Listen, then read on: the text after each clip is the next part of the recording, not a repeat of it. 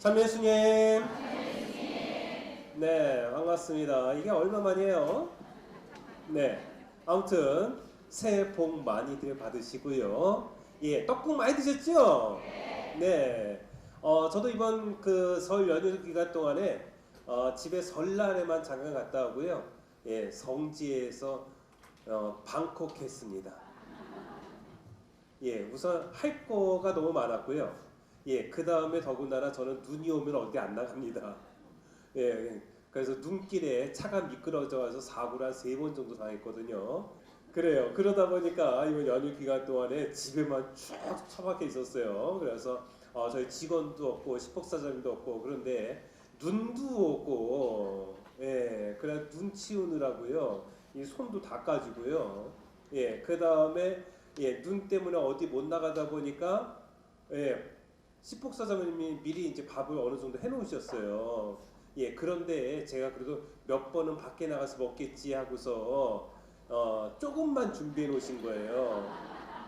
어저께도 끓여 놓으신 거 막 끓이고서 있는데 찌개라든가 국이라든가 끓이고 있는데 문제는 밥이 없더라고요. 예, 그래가면서 그냥 떡 렌즈에 돌려가지고서 떡하고 국하고 이렇게 먹었습니다. 네, 아무튼 이렇게 연휴를 보내다 보니까요 정말로 정신없이 보냈지만은 예, 그래도 또한 하느님의 사랑을 느낄 수 있는 좋은 시간인 것 같습니다. 예, 여러분들 가족들과 좋은 시간 보내셨죠? 네.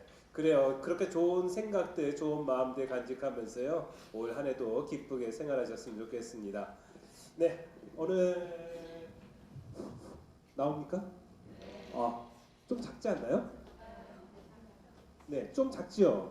괜찮아요? 네. 이렇게 나가면 괜찮은 것 같아요. 그죠? 목소리 크게 하면 되죠, 뭐. 네. 네. 오늘은요. 제가 어떤 선물을 좀 드릴까라고 생각하다가 네. 오늘은 책을 갖고 왔어요.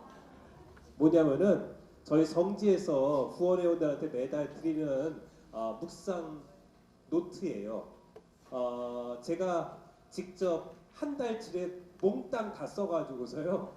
예, 그래서 한 달치 그날 강론들이 이렇게 적혀 있는 묵상 노트인데요. 예, 사실 이걸 원하시는 분들이 많아가지고 이거 판매를 성지에서 합니다. 예, 그런데 오늘은 여러분들에게 문제 맞추시는 분에게 그냥은 안 드려요. 아시죠? 네, 문제 맞추신 분들에게 한 권씩 드리도록 하겠습니다. 네, 그래요. 오늘은 어떤 것을 가지고서 여러분들에게 말씀을 드릴까 했는데요. 우선 하나님의 자비에 대해서 우리가 좀 얘기를 해볼까 합니다. 우리가 지난해 무슨 해를 맞았죠? 자비에. 네. 아주 이렇게 뭐가 걸리면 이렇게 목소리가 커지세요. 네, 그래요. 자비해를 맞이했습니다. 자비해를 맞이했는데 이 자비해를 맞이해서 하느님의 자비에 대해서 많은 묵상들을 하셨을 거예요. 예, 그렇다면은 우리는 어떻게 과연 살아야 될 것인가 한번 생각을 해봤으면 좋겠습니다. 우선 요즘 사회 보면은요 취업이 안 된다는 청년들이 그렇게 많습니다. 예, 얼마 전에요 우리나라의 취업률, 청년 취업률에 대해서 나왔어요. 몇 퍼센트가 실업자가 몇 퍼센트인 줄 아세요? 실업률. 네, 100만 맞았어요. 우선. 네, 그래요. 네, 기도 많이 하시고요. 네, 그래요. 실업률이 100만이나 된다고 그래요. 100만. 그런데 청년이 아니라 사실은 전체 실업률이 100만이래요. 예, 그런데 청년들의 실업률은요, 지금 현재 9.8%라고 합니다. 9.8%인데 이것이 굉장히 축소된 숫자라고 그래요. 사실 나라에서요, 우리나라에게 실업자가 많아라는 것이 전 세계로 퍼져나가면 유리할까요? 불리할까요? 쪽팔리잖아요. 그죠? 예, 그러다 보니까 이걸 최대한 축소를 하는 거예요. 그래서 사실 생활하면서 아르바이트 조금이라도 뛰잖아요. 그죠? 예, 정식 직원이 아니잖아요. 아르바이트도 취업을 한 거로 친 거예요. 예, 그 9.8%는 어떤 사람들이냐면은 아르바이트도 못하는 사람들. 예, 그런 사람들이 9.8%라는 거예요. 그러다 보니까 실제로 우리나라의 취업률은 아주 심각하다는 거예요. 20% 이상이 지금 실업자의 입장에 있다는 겁니다. 바로 그러한 상황들을 우리가 생각해 본다면은 정말로 요즘에 어떻게 해야 될 것인가. 그래도 일이 있어야 좀 행복하지 않겠어요? 예, 그러다 보니까 사람들이 뭐에 집중을 하냐면 스펙 쌓기에 집중을 합니다. 그죠? 네, 이게 네, 잘 안 보이죠? 네, 컴퓨터가 별로 안 좋아질게. 예, 그래서 스펙이라는 걸 많이 쌓고 있는데요. 이거 보여요? 예, 그래서 남들보다 얼마나 뛰어날 수 있는가. 그래서 자신의 재능들, 자신의 가치를 높이기 위해서 스펙이라는 걸 쌓습니다. 그래서 그 스펙이라는 것이 사실 1980년도에는 몇 개 안 됐어요. 그래서 1980년대에는 뭐 한 세 가지 정도면은 충분했습니다. 잘 안 보이죠? 저도 안 보여서 읽지 못하겠네. 예, 저 뒤에 보면 잘 보여요, 제가 읽어드릴게요. 우선 1980년대에는요 학벌만 제대로 돼 있으면은 취업이 됐어요. 예, 그러다가 이제 2000년으로 가까우면서 이제 스펙 3종 세트라는 것이 생깁니다. 학벌도 중요하고 학점도 중요하고 또 한 가지가 영어 점수가 중요하대요. 예, 그러다가 이제 스펙 5종 세트가 생겨요. 여기에 자격증이 필요하고요. 그 다음에 어학연수를 갔다 와야 된다고 합니다. 예, 그러다가 이제 이것만으로도 부족하대요. 스펙 7종 세트가 생깁니다. 여기에 뭐가 있느냐? 공모전에 입상을 해야 되고요. 그 다음에 인턴 생활을 해야 돼요. 이게 스펙 7종 세트라고 합니다. 이제 여기에 이것만으로 부족하다고 해서 뭐가 필요하냐? 봉사활동이 필요하다고 합니다. 그 다음에 또 한 가지가 성형수술. 이게 스펙 9종 세트래요. 예, 이 정도는 해야지 대기업에 취업이 가능하다는 겁니다. 어때요? 대기업 취업하기 쉬울까요? 어려울까요? 예, 어렵죠. 예, 그런데 이제 대기업에서는요, 이 스펙 9종 세트까지 다 마련해도 대기업에서는 뽑지 않는다고 합니다. 더 중요한 게 생겼어요. 뭐냐면 스토리예요, 스토리. 바로 남들과 나의 차별성. 남과 내가 얼마나 다른가? 내 자신의 경쟁력은 어떠한 것이 있는가? 바로 자신만의 스토리를 가지고 있어야만 된다고 합니다. 문제는 요즘에 많은 젊은이들이 자신만의 스토리를 가지고 있지 않다는 거예요. 하라는 대로만 하다 보니까 바로 거기에 적응해서 실제 나의 고유한 나를 찾지 못했던 것이 아닌가 싶어요. 그러다 보니까 행복할까요? 행복하지 않을까요? 행복하지 않은 거예요. 네, 여러분들 행복해지고 싶죠? 바로 행복해지길 원한다면은 나만의 고유의 것을 찾아야 됩니다. 이것이 요즘 사회에서 젊은이들에게 요구하는 사항이기도 해요. 그래서 요즘에는요, 영어를 못해도 대기업에서 뽑습니다. 예, 제가 예전에 재작년에요, 코칭이란 걸 공부했어요. 그래서 대기업 임원들하고 같이 제가 공부를 좀 했습니다. 그 사람들이 물어봤습니다. 이곳에 대기업에 취업하려면은 어느 정도 어학 실력을 가지고 있어야 돼요?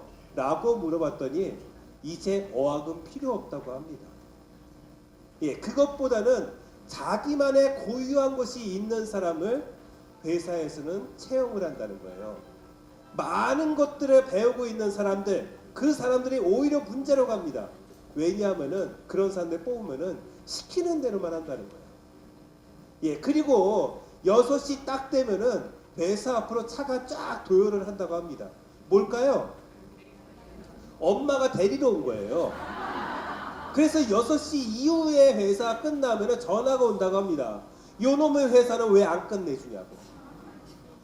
예, 바로 이 정도로. 그렇기 때문에 이제는 학벌 별로 중요하게 여기지 않는다고 그래요. 그것보다는 자기만의 고유한 것, 바로 이 고유한 것을 찾는 사람이 진정으로 행복한 사람이 아닐까 싶어요. 예, 그러다 보니까 이제 이 사회에서요, 우리가 행복의 조건에 대해서 돈, 행복할까요? 행복하죠. 좋죠. 저도 돈 있으면 좋겠어요. 저희 성지에 지금 빚이 39억 7천만 원이거든요. 돈 있으면 좋겠어요. 빚 좀 갚게. 예, 돈 좋습니다. 예, 힘 어떨까요? 힘 있는 거. 이것도 좋아요. 그죠? 예, 그리고 명예 어때요? 좋죠. 예, 그 다음에 건강한 거. 좋습니다. 예, 이런 것 있으면 행복할 수 있어요. 하지만 이것이 행복의 모든 것은 될 수 없다는 거예요. 바로 이것이 행복의 모든 것이 될 수 없고, 다시 중요한 것은 무엇인가? 여기서 영상 하나 보자고요. 돈은 힘들게 버는 거예요. 우리 엄마도 돈 버는 얼마나 힘든데 내 얼굴 볼 시간도 없이 아침 일찍부터 밤 늦게까지 돈만 번다고요. 근데 너희 엄마는 왜 그렇게 힘들게 돈을 벌어? 언니 진짜 노다. 돈을 왜 벌겠어요. 나랑 엄마랑 행복하게 살려고 벌지. 근데 아침부터 밤 늦게까지 돈만 벌면 언제 행복하게 살아? 네, 언제 행복하게 살까요? 주님 만날 때요. 틀렸어요. 네, 언제 행복할까요? 네? 잠잘 때요. 틀렸어요. 네, 답을 보겠습니다. 나중에요. 네, 이 아이가 생각하는 행복은 언제 올까요? 나중에 언제예요? 네, 나중에 언제예요? 네, 나중이란 시간은 사실은 찾아오지 않을 것 같아요. 네, 앞서 행복의 조건으로서 돈 얘기했습니다. 돈이 있으면 좋겠다. 우리가 말을 합니다. 예, 명예 있으면 좋겠다라고 말을 합니다. 힘 있으면 좋죠. 건강하면 좋죠. 하지만 이것들을 지금 내가 누리면 행복한 거지, 이것을 나중에 외치면 행복해질까요? 아니에요. 나중에를 외치는 순간에 내 자신은 불행해집니다. 내가 돈이 한 100만 원 있어요. 예, 이것을 지금 내가 정말 기쁘게 쓴다면은 행복하게 지낼 수 있어요. 하지만 이 100만 원을 1000만 원 만들어야지 해가지고서 나중에 하다 보면 어떻게 돼요? 그 돈 때문에 불행해진다는 거예요. 내가 어느 정도 권력을 가지고 있어요. 바로 그 자리에서 내가 만족을 하고 그 자리에서 사람들에게 사랑을 나누는데 정말 적극적으로 일한다면은 그 사람은 행복할 수 있어요.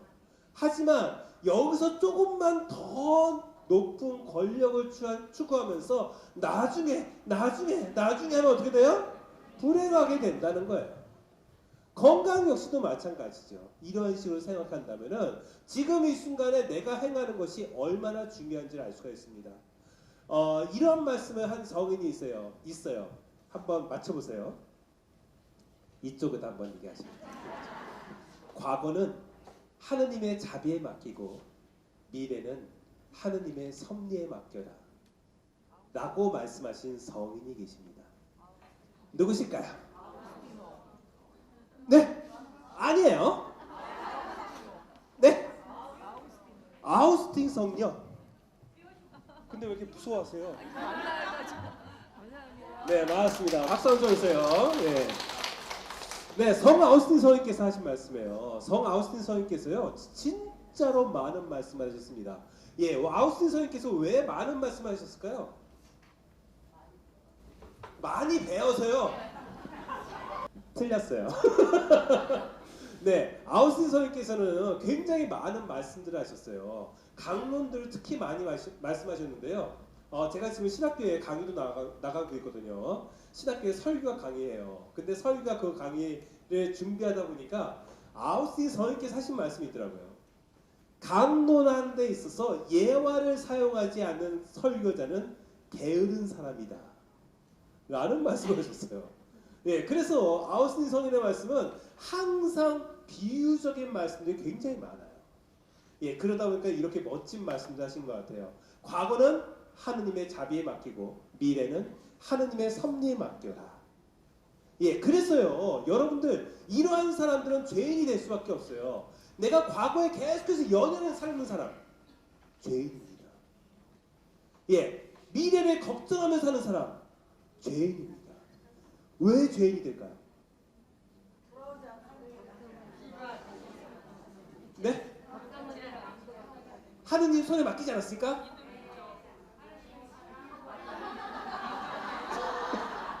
네, 결론적으로 말하면요, 과거라는 시간과 미래라는 시간은 우리의 시간이 아닌 거예요. 예, 과거라는 시간은 하느님의 자비에 맡겨진 시간, 미래라는 시간은 하느님의 섭리에 맡겨진 시간, 우리의 시간은 지금이라는 이 현재밖에 없는 거예요. 그런데 과거에 연연하고 있는 것은 하느님의 자비에 맡겨진 시간을 내 것으로 만들려고 내가 욕심 부리고 있는 거예요. 그렇기 때문에 과거를 떠올리면서 과거에 연연하고 있는 사람들은 죄인이라 말할 수 있어요. 그리고 미래에 대해서 끊임없이 걱정하는 사람, 이 시간 역시도 하느님의 섭리에 맡겨진 나의 시간이 아닌데 우리가 미래 속을 계속해서 걱정하고 있다는 것, 이것도 그래서 죄인이 될 수밖에 없다는 거예요. 바로 아우스틴 성인의 말씀은 지금이라는 이 현재를 적극적으로 사는 모습, 그것이 바로 죄인의 모습에서 벗어나서 하느님께서 원하시는 모습임을 우리에게 말씀을 하십니다. 그렇다면은 어떤 삶이 행복할 것인가? 네, 멕시코에 아주 유명한 화가가 있어요. 여성 화가입니다. 예, 멕시코도요. 그 여성 굉장히 야하죠, 사진이. 예, 그림이에요. 프리다 칼로라는 굉장히 유명한 화가세요. 이 화가가 어떤 분이냐면요, 굉장히 불행한 삶을 살았다고도 말할 수가 있습니다. 우선은요, 6살에 소아마비에 걸립니다. 예, 그래가지고 양 다리를 사용하지 못해요. 예, 그런데 중요한 거는 18살 때 교통사고를 나요. 교통사고를 나가지고서 자그마치 30차례 이상의 수술을 받습니다. 이제 더 이상 스스로 일어날 수 없게 되었어요. 앉아서 생활하기도 힘들게 되었습니다. 예, 무조건 누워만 생활할 수밖에 없었어요. 그런데 이 프레다 칼로가 글쎄 그 병원에서 남자 한 명을 만나게 됩니다. 22살에. 그래서 그 남자랑 결혼을 약속을 해요. 그래서 결혼을 합니다. 예, 결혼을 하면서 아버지에게 질문을 합니다. 아빠, 행복한 결혼 생활을 위해서 할 수 있는 행복의 조건은 뭐예요? 라고 물었습니다. 행복의 조건은 뭘까요? 뭘까요? 감사하면 사는 거. 예, 오늘 강의가 대부분 감사했죠? 네, 아니에요. 있는 그대를 수용하는 거. 아니에요. 네. 예, 그쪽으로 갈게요. 네. 자녀를 낳는 거. 저 부분은 낳을 수가 없어요. 그래도. 네. 네, 또. 네. 잠깐만요. 저쪽 먼저 말씀하셔서. 네. 사랑의 힘으로 사는 거요. 예, 잘 살았을 것 같아요. 네, 감사합니다. 아니에요. 네, 이제 정답을 말하려고요. 네, 답은요. 안 나오네. 뭐예요? 짧은 기억력이지. 예, 짧은 기억력이라는 건 뭘까요? 예, 상대방이 잘못한 거 일일이 다 기억하고 있으면 행복할 수 있을까요? 없을까요? 없습니다. 예, 그래요. 짧은 기억력. 바로 사랑에 있어서는 우리가 기억력이 때로는 좋지 않아도 좋을 것 같아요. 네, 그래서요. 잭 니클라우스 유명한 골프 선수입니다. 실패한 샷은 기억하지 않는다. 그렇기 때문에 유명한 골프 선수가 될 수 있었어요. 네, 그 다음에 왔다 갔다 해서 숨차요. 네. 오토 그레이엄은요, 위대한 선수의 자질은 무엇입니까? 역시 비슷해요. 아주 짧은 기억력입니다. 실수를 잊고 빨리 집중할 수 있는 능력이 신체 조건이나 재능보다 중요합니다. 네, 생각해 보세요. 여러분들 그 학창 시절에 공부 잘하는 사람들 보면 부럽죠? 스스로 잘하신 분도 계실 거예요. 그죠? 근데 그들이 불우한 이유가 뭐예요? 기억력이 좋아. 그죠? 예, 제가 사실은 학창 시절에 열등감이 되게 심했어요. 그것도 저희 가족한테 열등감이 심했어요. 제 바로 위에 형한테. 예, 저도요. 사실 학교 가서 공부하면은 시험 보면은요 못한다는 소리는 듣지 않았어요. 항상 상위권이었습니다. 그런데 저는 밤새 공부해야 그 정도 유지하거든요. 저희 형은 맨날 놀아요. 그런데 맨날 1등해요. 저희 형은 책을 한번 보잖아요. 책을 통째로 외워요. 네, 이런 머리가 어딨어요. 정말 불공평하지 않습니까? 네, 아버지랑 어머니랑 똑같이 형도 낳고 저도 낳는데 형의 머리는 왜 저렇고 내 머리는 왜 요 모양이 꼴인 거예요. 그래가지고서 얼마나 불평불만을 많이 했는지 몰라요. 예, 그런데 지금은 어떤 것 같아요? 지금 저희 형 잘 살고 있어요. 하지만 저희 형이 저 되게 부러워해요. 나도 신부님이나 될걸. 그런 얘기 굉장히 많이 합니다. 예, 지금도 저희 형님은요 창의적인 일들을 하고 있어요. 예, 그래서 굉장히 그 안에서 열심히 살고는 있는데 그래도 예전에 제가 부러워했던 것처럼 이제는 거꾸로 되었어요. 형이 저를 부러워하고 있다는 거예요. 바로 행복이라는 것은 바로 지금 이 순간은 사실 알 수 없어요. 하지만 내가 지금 이 순간에 충실하다면은 그것이 나를 행복으로 만들어준 것은 분명한 것 같습니다. 바로 그러한 차원에서 내가 행복하기 위해서 많은 것들을 기억해야 된다. 그게 아니라는 거예요. 기억력이 없어도 어쩌면 오히려 많이 잊어버리는 것이 행복할 수 있는 것이 아닐까 싶습니다. 예, 그래서 여러분들 또 중요한 게 있어요. 뭐냐면은 짧은 기억력이 좋긴 좋은데 잊어버려서는 안 될 것들. 남에게 베푼 혜택은 결코 기억하지 말고 자기가 받은 혜택은 결코 잊지 말라. 칼론이 말했습니다. 예, 동양에서도요 이런 말이 있어요. 책은담에 있는 말입니다. 남이 내게 베푸는 덕은 잊어서는 안 되고 남에 대한 원망은 반드시 잊어버려라. 예, 그래요. 어때요? 근데 우리들은 거꾸로 될 때가 많지요. 네, 남이 나에게 베푼 것, 예, 이것은 쉽게 잊어버리는 것 같습니다. 하지만 내가 남에게 준 것은요 절대 잊어버리지 않습니다. 그때는 왜 이렇게 머리가 좋아지는지 몰라요. 그죠? 예, 거꾸로 되어야 된다는 거예요. 네, 그래요. 어쩌면은 하느님께서 우리에게 다가오시는 그 모습을 한번 떠올려 보자고요. 우선 여러분들 힘 있는 사람들, 말이 힘이 있다, 말에 힘이 있다는 말씀 많이 들으시죠? 예, 그 말에 힘이 왜 있을까요? 어떤 말에 힘이 있을까요?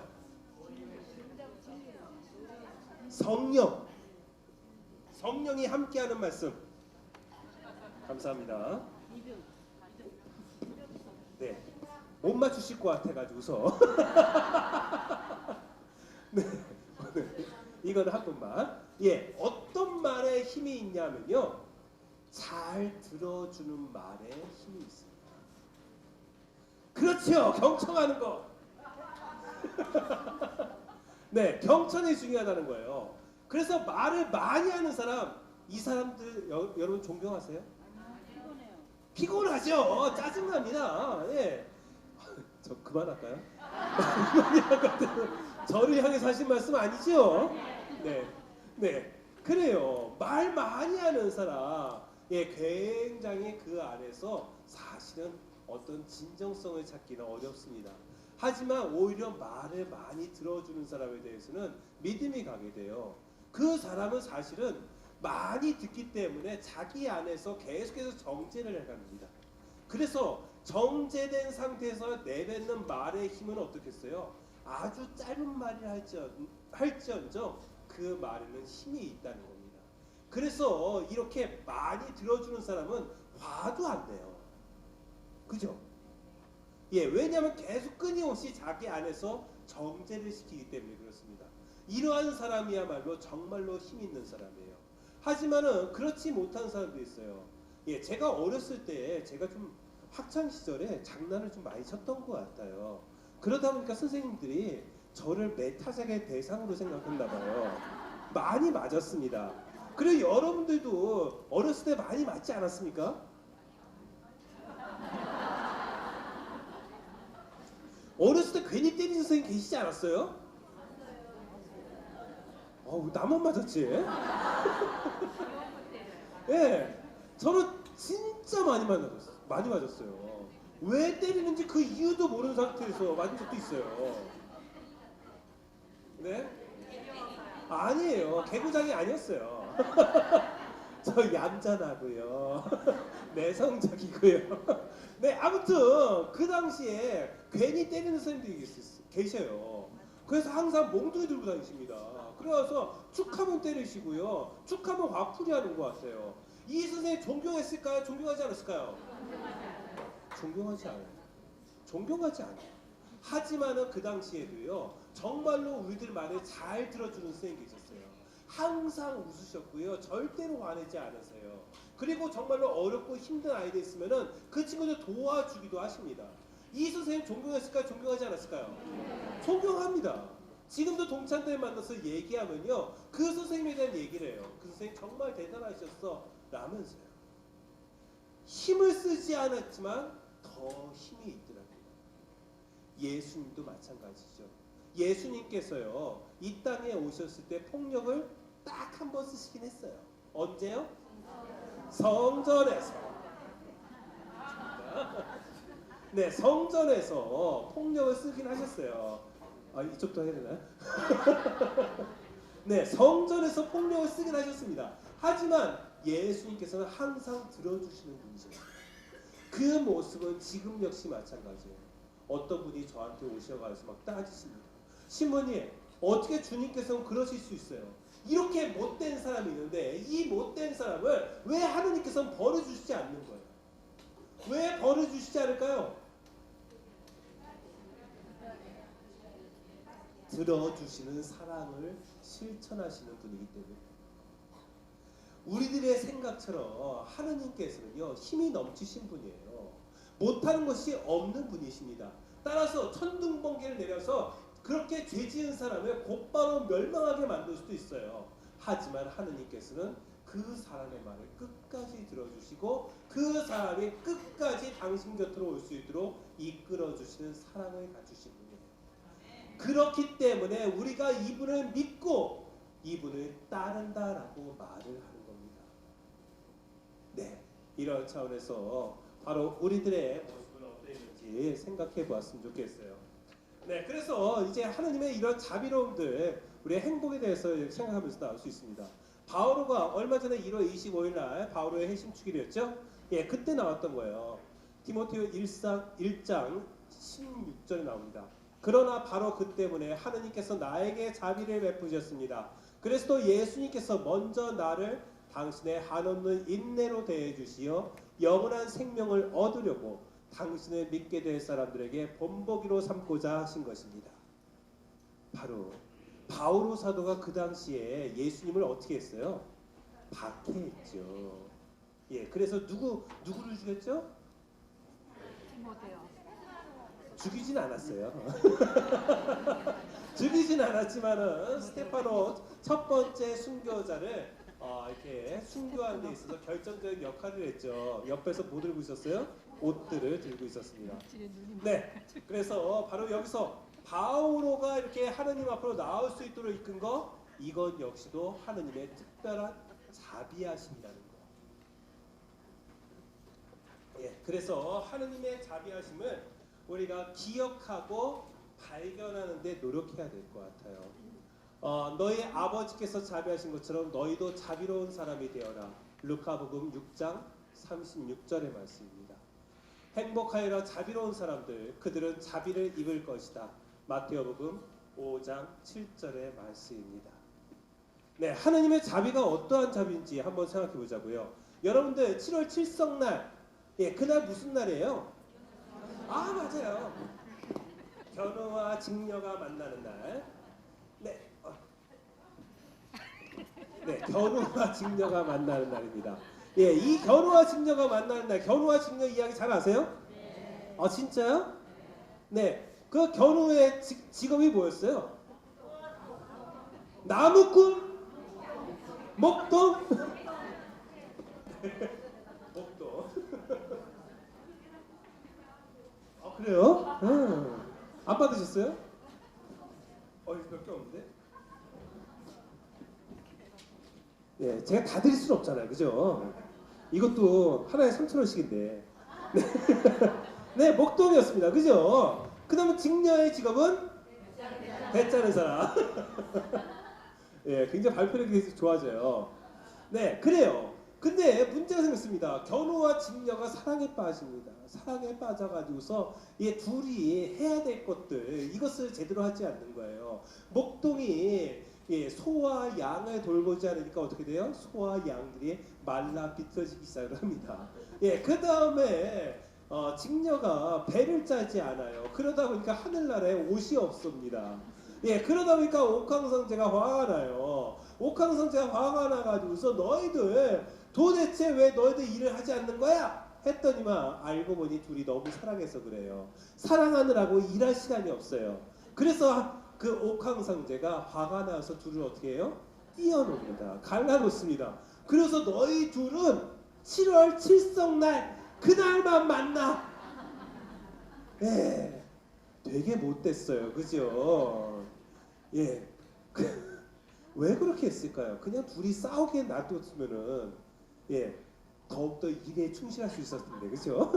네, 아무튼 그래가지고 둘은 이렇게 7월 칠성날에만 만나게 됩니다. 이제 7월 칠성날이 됐어요. 7월 칠성날이 되어서 딱 갔는데 문제는 하늘에 떠있는 그 은하수에 가로막혀가지고서 도저히 만날 수가 없는 겁니다. 그래서 둘은 하염없이 막 울고 있죠. 그때 누가 나타나요?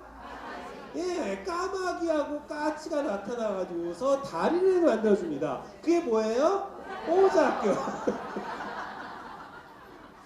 네, 잘하시는군요. 네, 그래요. 중요한 건 이거예요. 우선은 저는 이 오작교를 만들어준 까마귀의 까치의 모습이 어쩌면 예수님의 모습이 아닐까 싶어요. 하느님과 우리를 연결해 주신 분이 누구세요? 예수님. 예수님의 십자가를 통해서 비로소 연결이 가능해지게 되었습니다. 이제 중요한 것이 있어요. 그 견우와 직녀가 그 오작교의 양 끝에 거기에 있지 않았다면 만날 수 있을까요? 없을까요? 예. 아유, 난 직녀가 이제는 보고도 싫어. 나 이제 딴 여자 만날래 하면서 그 오작교 근처를 벗어나가지고서 딴 여자랑 데이트하고 있어요. 예, 그러면은 그 오작교를 통해서 직녀를 만날 수 있겠어요? 없죠.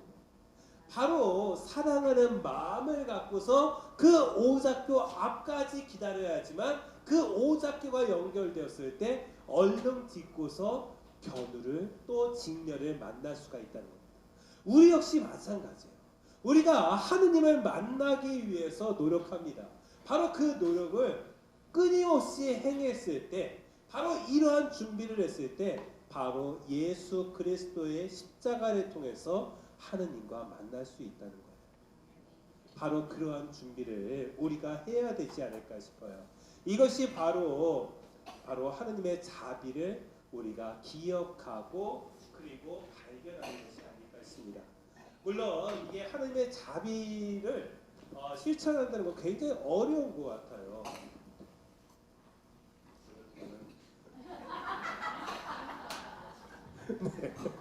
네, 하느님의 자비를 실천하기 굉장히 어렵습니다. 예, 사업하는 사람이 매번 자비의 편에 서면 어때요? 망해요. 맞아요. 아, 저 사람 어려운가 봐. 그냥 우리 회사 반에 띄워줘야 되겠다 하면 어떨까요? 회사가 망할 거예요. 그 다음에 자녀가 무슨 짓을 하든 무조건 자비로운 마음으로 허락하면 어떨까요? 안 됩니까? 아, 자식을 망치는 거예요? 네. 괜찮지 않아요? 안 키워봐서 저는. 네, 그래요. 아무튼 기타 등등 자비로움의 어려움, 이것을 자비로움을 실천한다는 것이 참으로 쉽지 않다는 것을 알 수가 있습니다. 예, 그런데 이 자비로움을 실천해야 될 때가 있더라는 거예요. 예, 기타 등등. 예, 우리가 자비로움을 실천해야 될 때 그 때가 있는데 그 때에는요 우리가 긴장을 하게 돼요. 예, 가슴이 두근두근 하게 됩니다. 제가 이런 글 하나 보게 됐어요. 예, 제목이 두근두근이에요. 예, 그런 시예요. 이성을 보고 두근두근, 시험을 볼 때 두근두근, 사람들 앞에 섰을 때 두근두근. 이 세상 모든 두근거림은 기회가 왔다는 신호입니다. 네, 어때요? 예, 진짜 그런 거 같죠? 예, 사실 제가 울렁증이 굉장히 심했거든요. 예, 지금은 없어요. 아쉽게도 이제 기회가 없는 것 같아요. 근데 예전에는 울렁증이 너무 심해가지고서 제발 이 울렁증 좀 없으면 얼마나 좋을까, 이것을 끊임없이 외치고 살았습니다. 바로 긴장하는 순간은 나에게 기회가 오는 순간이다. 내가 남에게 자비를 베푸는 것, 바로 그 순간에 이래도 될까라는 생각이 들 수가 있어요. 하지만 그 순간에도 내가 두근두근 한다는 것, 이것은 바로 하느님을 닮기 위한 좋은 기회라는 겁니다. 바로 이러한 것을 기억했을 때 우리에게 정말로 하느님의 커다란 선물이 주어지지 않을까 싶어요. 그래서 자비에 대해서 성서 안에서는 이렇게 말합니다. 죄송합니다. 하느님은 처음부터 끝까지 인간의 비천에 대해 자신의 연민을 드러내 보이며 인간은 창조주를 본받아 자기 이웃에게 자비를 베풀어야 한다는 것입니다. 예, 여기서 이게 하느님의 자비하심처럼 우리도 자비로운 사람이 되는 거잖아요. 예, 내가 자비를 실천하는 데서 가장 중요한 것이 뭐 같아요? 용서! 누구세요? 예, 큰 목소리로 용서. 아, 그래요? 예. 배신하셨어요, 이분이? 네, 그래요. 용서예요, 용서. 예, 근데 이 용서가 쉬울까요? 쉽지 않을까요? 어렵습니다.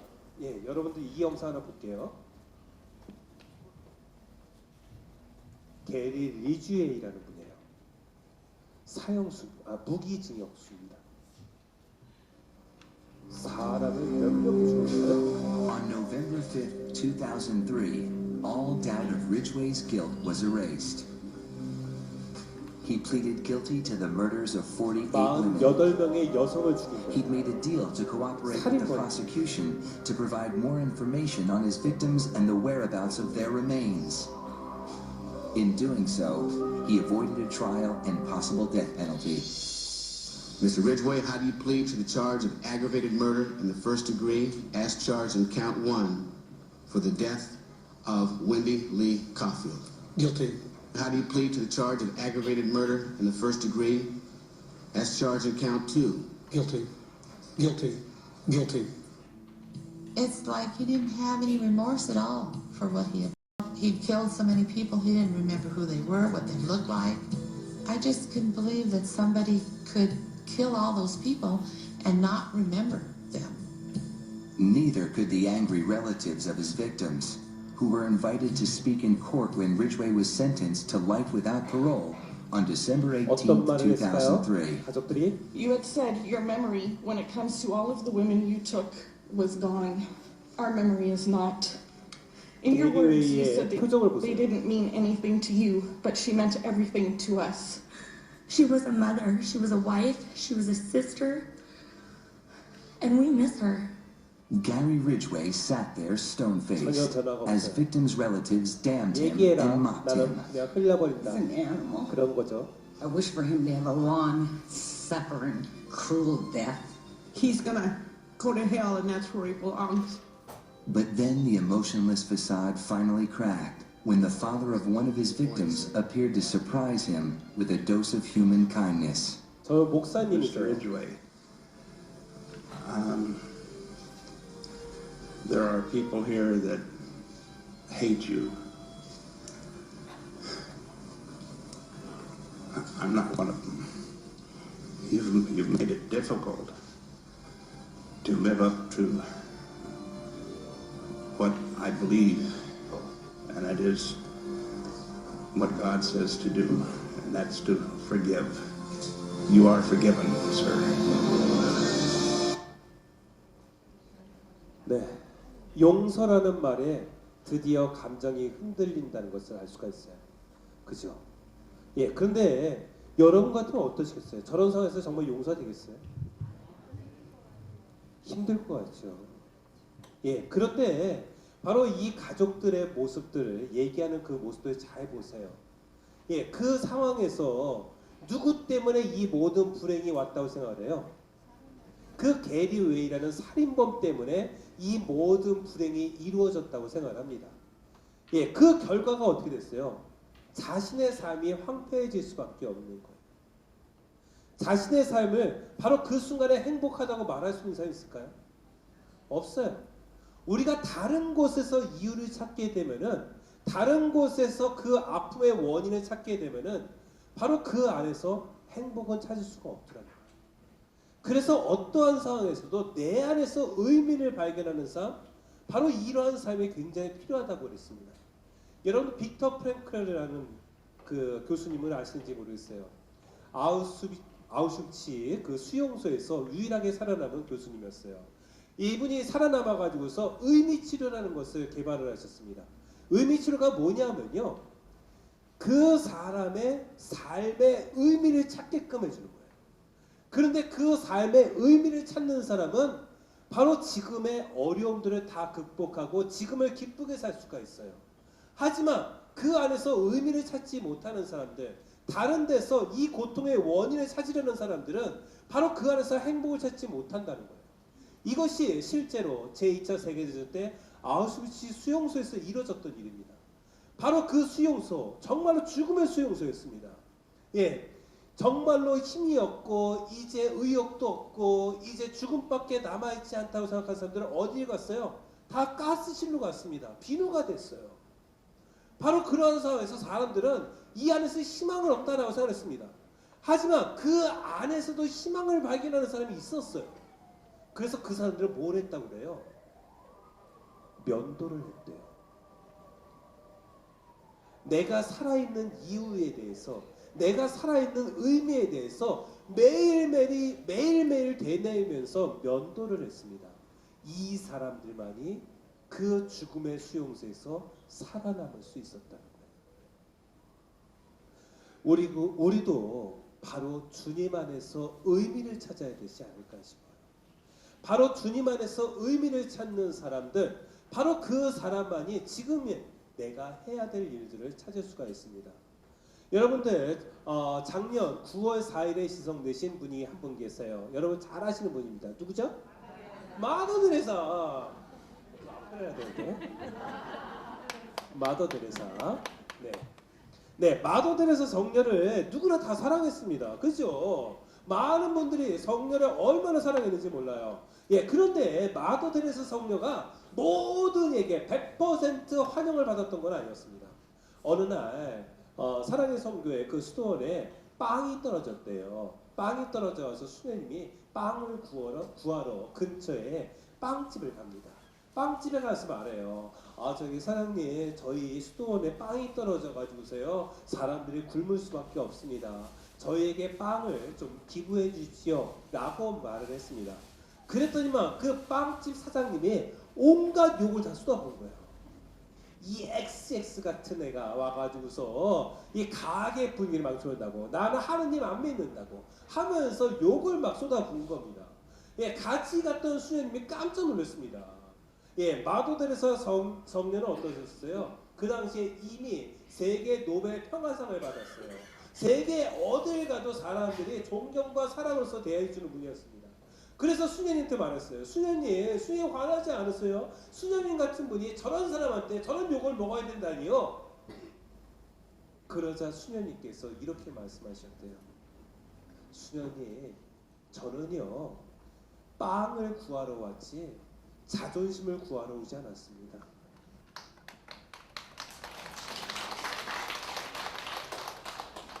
바로 수녀님께서 그렇게 욕을 먹는 상황에서도 의연해질 수 있었던 게 뭐예요?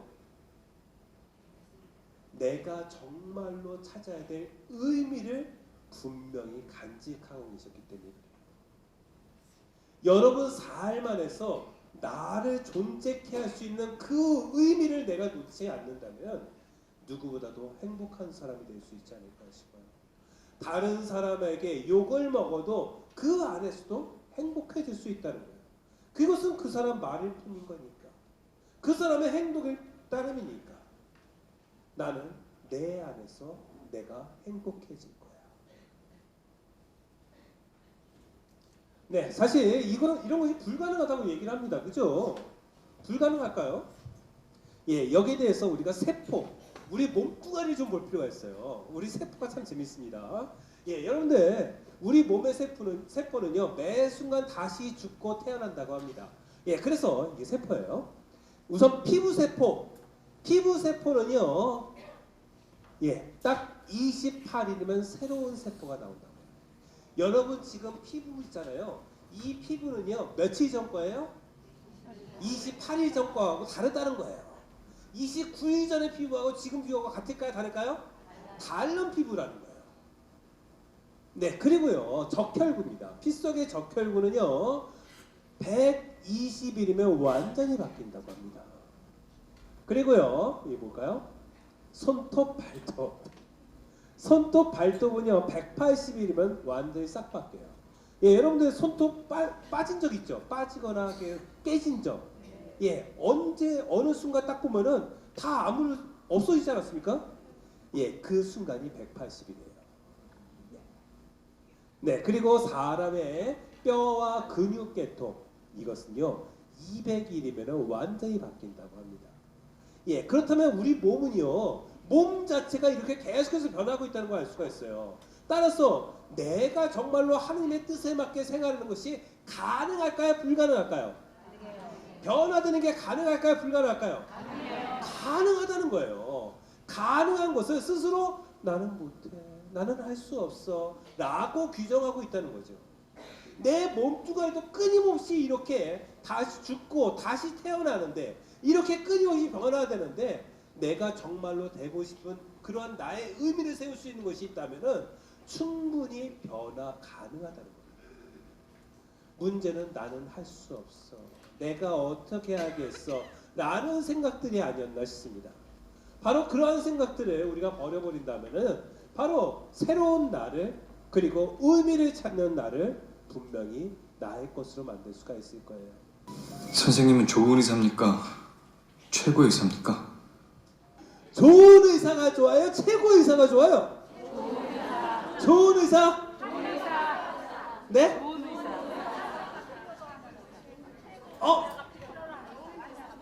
환자가 필요 답을 보겠습니다.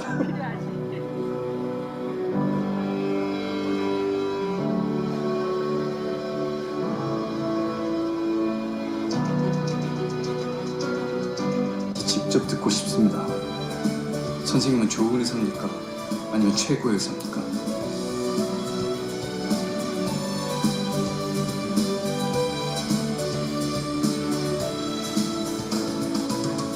지금 여기 누워있는 환자한테 물어보면 어떤 쪽 의사를 원한다고 할 거 아니야? 최고의 의사요. 아니, 필요한 의사. 지금 이 환자한테 절실히 필요한 거는 골절을 치료해줄 OS야. 그래서 나는 내가 하는 모든 걸 총동원해서 이 환자한테 필요한 의사가 되려고 노력 중이다. 답이 됐냐? 네가 시스템을 탓하고 세상 탓하고 그런 세상 만든 꼰대들 탓하는 거 다 좋아. 좋은데 그렇게 남 탓해봐야 세상 바뀌는 거 아무것도 없어. 그래봤자 그 사람들 네 이름 석자도 기억하지 못할걸?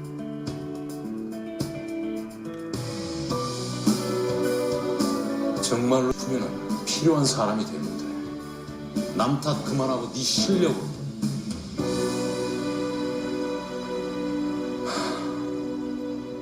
네가 바뀌지 않으면 아무것도 바뀌지 않는다. 알겠니? 네, 그렇습니다. 그래요. 우리가 의사 찾으면은요, 좋은 의사 찾기도 하잖아요. 최고 의사 찾잖아요. 그런데 정말로 중요한 의사는 나에게 필요한 의사가 아닌가 싶어요. 그죠? 바로 우리가 이게 의사 문제만이 아니에요. 내가 이 세상 안에서 어떻게 살아야 될지 이것도 우리가 한번 궁리해 봐야 될 것 같습니다. 좋은 사람으로 사는 거, 최고의 사람으로 사는 거, 그것보다는 하느님께 필요한 사람, 그리고 내 이웃들에게 필요한 사람이 된다면 어떨까요? 네, 이것이 바로 하나님께서 우리에게 원하시는 모습이 아니었을까 싶습니다. 그런데 우리들은 어떤 사람을 원해요? 최고의 사람. 그래서 스펙 쌓는데 끊임없이 노력하는 사람. 내 가족들에게도 내 자녀에게도 끊임없이 공부해라 하는 이유가 뭐예요? 최고의 사람을 되게 만들려고. 하지만 그 최고의 사람이 정말로 하느님의 뜻에 맞는 사람은 아니라는 거예요. 바로 다른 사람에게 필요한 사람이 된다면 어떨까 싶어요. 바로 그런 것들을 우리 부모님께서 자녀들에게 가르쳐주면 어떨까 싶어요. 그렇다면은 지금과 같은 요즘에 정치가 굉장히 복잡하죠. 예, 누가 옳고 누가 그르고 잘 모르겠습니다. 하지만 이렇게 복잡한 상황을 만든 거, 그 이유가 뭐겠어요? 바로 다른 사람에게 필요한 사람이 아니라 나만을 위한 삶, 바로 나만의 최고의 삶을 생각했기 때문에 바로 이러한 국정 농단의 사태가 일어났던 것이 아닌가 싶어요. 바로 그러한 차원에서 지금의 우리들도 좋은 모범들을 사람들에게 보여줘야 될 것 같습니다. 네, 그래서요. 영상 하나 봤고요. 짠. 네. 그래요. 하나님께서 주시는 은총의 삶을 살지 못하는 이유, 고정관념이 아닐까 싶어요. 이것이 무엇일까요? 이게 뭐 같아요?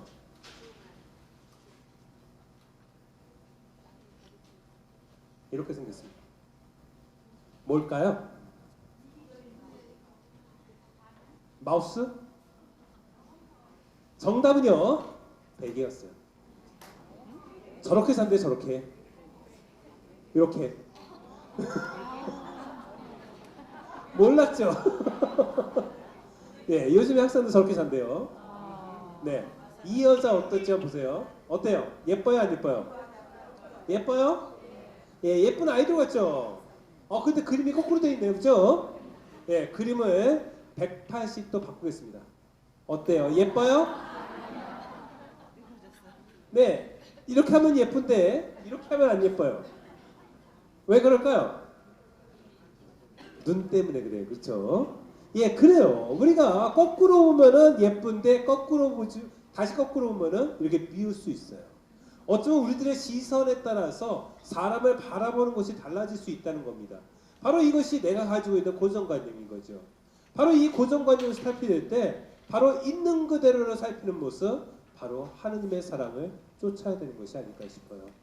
네, 우리가 하느님과 소통이 없는 것은요, 바로 이제 곧 3월 1일이 제수일이죠. 예, 3월 1일부터 이제 사순식이 맞이하게 되는데요.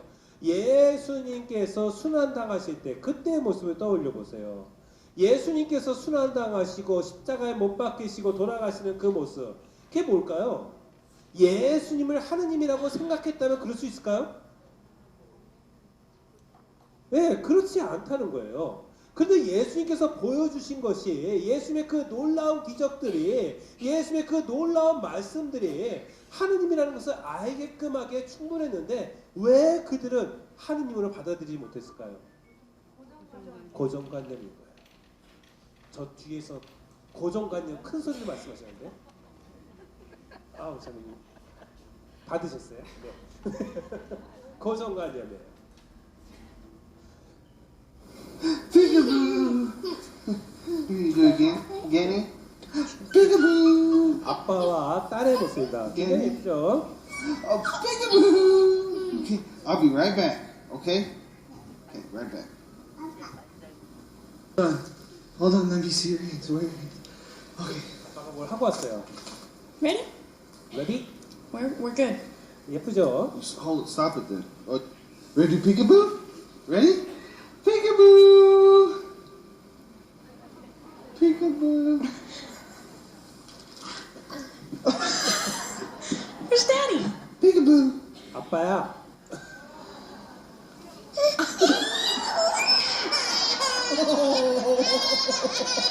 Come here, sweetie. Oh, come here. 수염이 없었어요.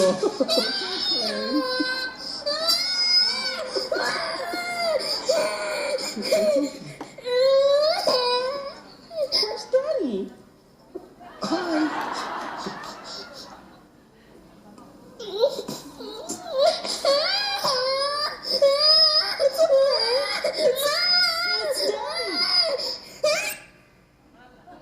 네, 그래요. 네, 저기 수염 있는 아빠하고요, 수염 없는 아빠하고 달라야 같아요? 다른 아빠예요? 같아요. 네, 다른 아빠예요? 네, 똑같은 아빠예요. 그런데도 불구하고 딸은요, 예, 수염 있는 아빠는 막 웃으면서 막 웃습니다. 하지만 수염 없는 아빠는 어떻게 해요? 예, 막 울기 시작을 해요. 낯설어서 그렇죠. 예, 분명히 다른 아빠가 아닌데 똑같은 아빠인데 왜 저럴까요? 맞아요. 고정관념. 네, 그래요. 이 고정관념이라는 것은요, 하느님을 바라보지 못하게 한다는 거예요. 예, 우리 주님께서는요, 우리에게 다양한 모습으로 오세요. 내 머릿속에, 내 머리만큼의 크기만큼 우리에게 오시는 것이 아니라 내 머리에 내가 생각하는 것을 뛰어넘는 분이 바로 하느님 아버지라는 거예요. 그래서 때로는요, 이런 모습으로 오시기도 하고요, 때로는 저런 모습으로 오시기도 합니다. 그래서 제가 지난번에도 왔을 때도 이 말씀 드렸을 거예요. 하느님께서 어떤 분이에요? 나는 아브라함의 하느님, 이삭의 하느님, 야곱의 하느님이다. 이게 뭐라고 그랬어요? 예, 아브라함 시대에는 아브라함에게 딱 맞게 활동하신 하느님, 이삭 시대는 이삭에게 딱 맞게 활동하신 하느님, 야곱 시대에는 야곱에게 딱 맞게 활동하신 하느님. 그러다 보니까 바로 만약에 아브라함 시대에 딱 맞게 활동하시는 하느님을 야곱이 보면 어떨까요? 이해하기 힘든 거예요. 예, 하지만 하느님은 이렇게 나에게 최적으로 맞춰가지고 활동하시는 하느님이라는 거예요. 바로 이 사실을 기억한다면 바로 내 곁에서 다른 모습으로 활동하시는 하느님의 모습도 이것도 하느님의 또 다른 모습이구나 라고 받아들일 수 있지 않을까 싶어요. 바로 이런 것을 받아들이는 마음이 저는 감사하는 마음이라 봐요. 사실 우리는 감사하지 않습니다. 감사를 제대로 바치지 못하기 때문에 우리가 바로 은총의 삶을, 하나님께서 주시는 그 은총의 삶을 제대로 살지 못하는 것 같아요. 예, 실제로 이 감사라는 거, 아까 저희 보니까 여러분 시간표 보니까 올해 감사에 대한 강의를 2번이나 들으셨어요. 그죠? 네. 예, 올해 감사하면서 하실 거예요? 네. 진짜요? 네. 예, 어떻게 해요? 기쁘게 해요. 혹시 나 오늘 어떻게 감사하면서 살 거예요? 라고 한번 말씀해 주시겠어요?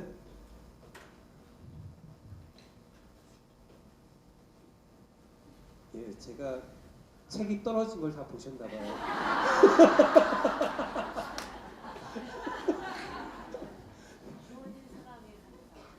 주어진 상황에 감사하라. 네, 그래요. 아주 좋습니다. 네, 저쪽에 우리 차매님 잘 못 들었어요.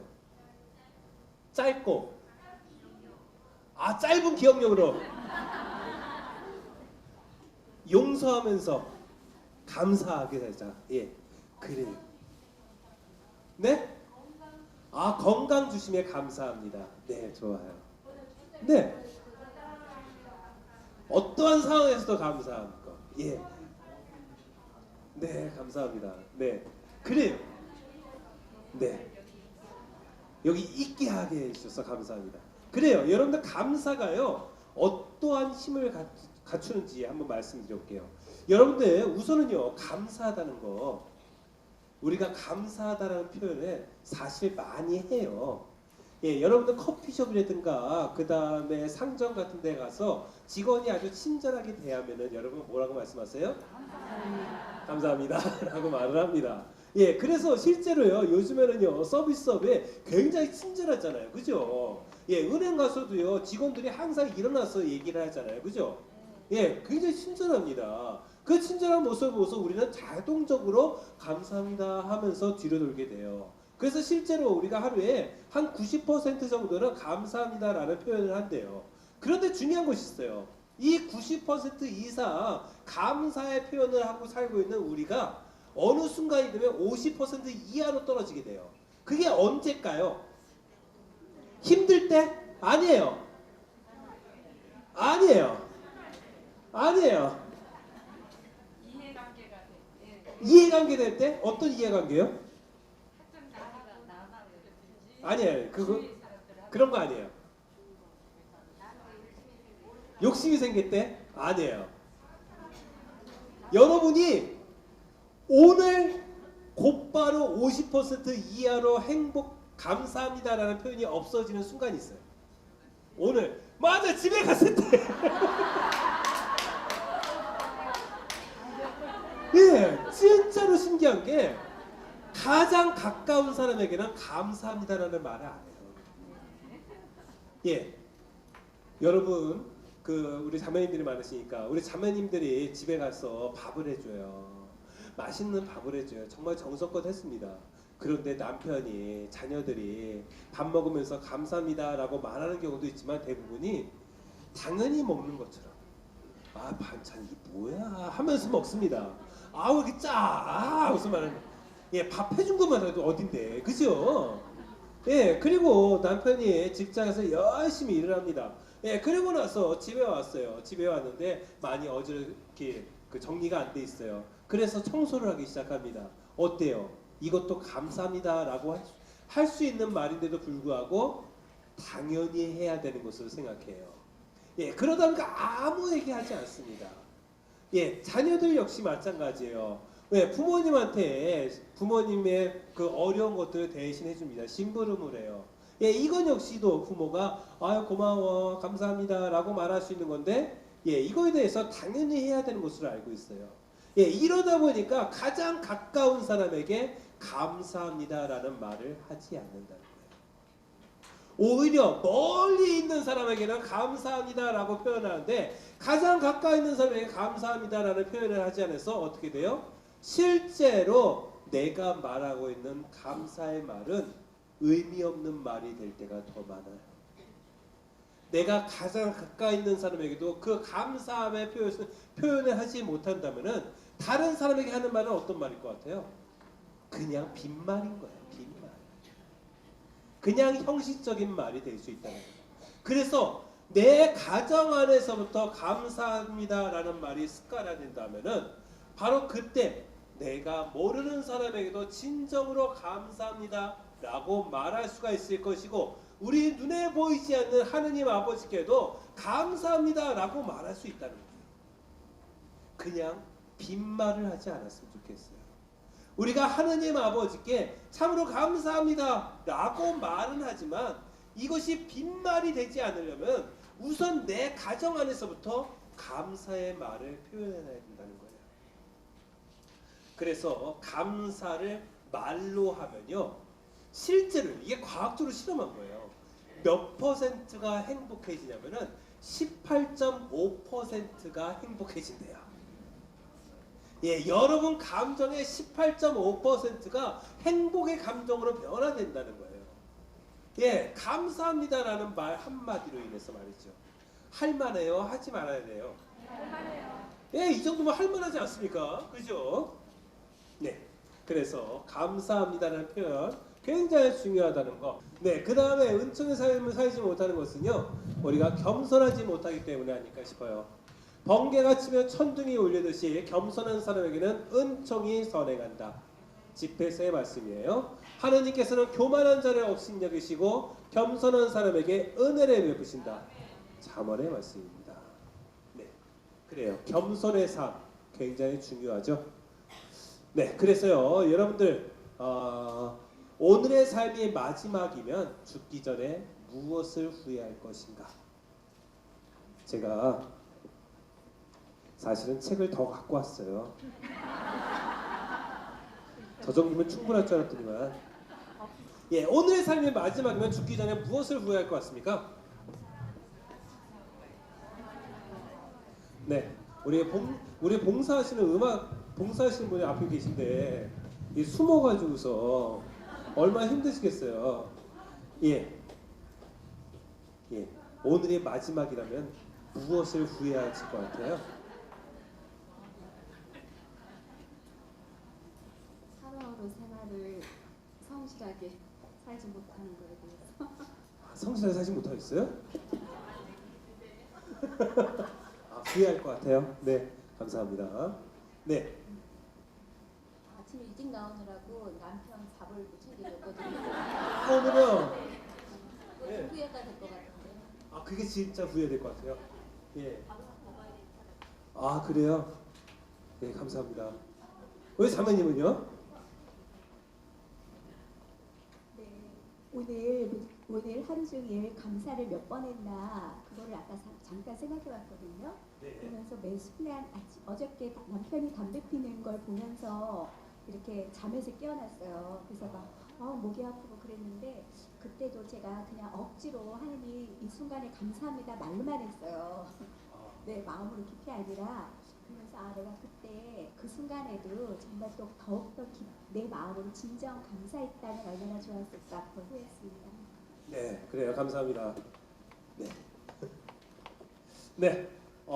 갑자기 비밀스러운 방에 갔다 온 것 같아요. 네, 그래요. 우리가 후회할 것이 무엇이 있겠는가? 예, 진짜 많을 것 같죠. 예, 가장 오늘의 삶이 마지막이면 죽기 전에 무엇을 후회할까? 이게 실제로 있었던 어느 책에 나온 거예요.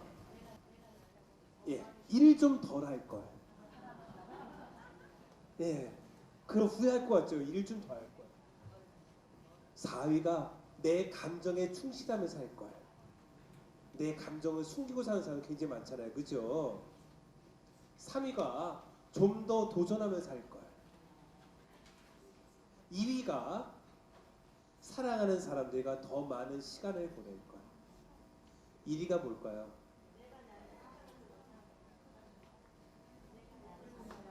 네, 비슷해요. 내가 진정으로 원하는 것을 하며 살 거야. 내가 나를 사랑하는 거 마찬가지일 거예요. 그래요, 감사합니다. 우리가 이런 후회들을 없애 나간다면 어떨 것 같아요? 행복하지 않겠습니까? 네, 그래요. 이러한 후회들을 우리가 하나씩만 줄여나간다면 바로 내 삶의 마지막 순간에 너무나도 행복할 것 같아요. 예, 그래서요. 닥터 김사부가 또 열심히 살라고 하는 건 좋은데 우리 못나게 살지 맙시다. 네, 못나게 살지 맙시다. 사람이 뭐 때문에 사는지 그거 알고나 살아야 되지 않겠어요?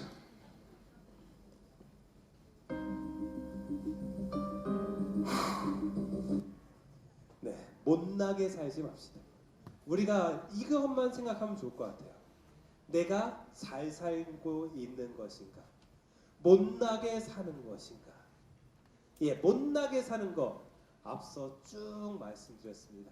하느님 아버지께서 원하지 않는 삶을 사는 것, 이것이 다 못나게 사는 삶이겠죠. 하지만 정말로 잘 사는 것은 바로 감사하며 살고, 그리고 기쁘게 살고, 내 안에서 의미를 찾으며 살고, 그리고 겸손하고, 그리고 칭찬하며 사는 것, 바로 이러한 것들이 정말로 잘 사는 길이 아닐까 싶어요. 그리고 그러한 사람들이 더 어떻다고 그래요? 행복하다라고 말을 합니다. 네. 이거 하나만 보여드리고서 미사 계속 하도록 하겠습니다. 영상 하나 생각나는데요. 자, 봐봐. 인형 뽑기예요. 인형들 많지? 하나 골라. 나 쟤 핑크 문어. 그래. 네가 핑크 문어 골랐지? 네가 선택한 거야. 그럼 넌 쟤를 무조건 뽑아야 되는 거고. 자, 해봐.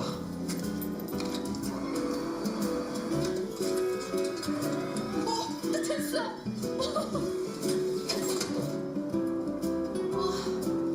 거의 다 됐는데. 그치, 거의 다 왔지.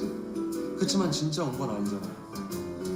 원래 인생이라는 게 될 듯 말 듯 하면서 안 되는 게 인생이야. 그치만 네가 여기서 포기하면 네가 선택한 저 핑크 문어는 절대 밖으로 나올 수 없어. 다시 해봐.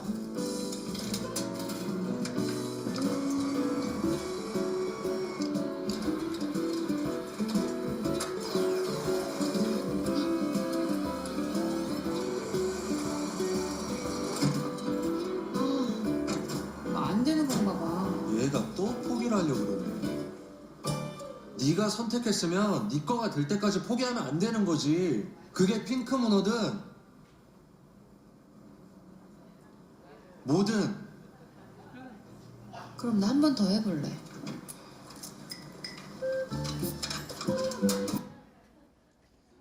네. 그래요. 핑크 문어든 뭐든 뭐 하면 안 된다고요? 네? 선택했으면 포기하지 말아야 된다는 거예요. 내가 하느님의 길을 선택했으면 포기하지 말라.